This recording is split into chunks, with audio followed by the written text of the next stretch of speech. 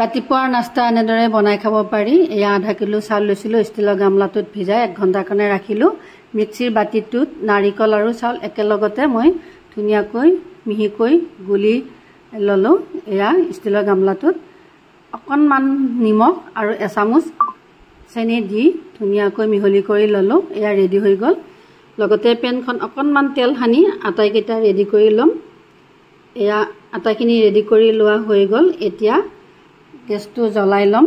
আগতীয়াকৈ জ্বলাই ল'ব নালাগে, নহ'লে জ্বলি যায়। এয়া 1 মিনিটতে হৈয়ে গ'ল। এয়া ধুনীয়াকৈ আটাইকেইটা হৈ গৈছে। এয়া নমাই দিলোঁ আৰু সিজিছে ধুনীয়াকৈ।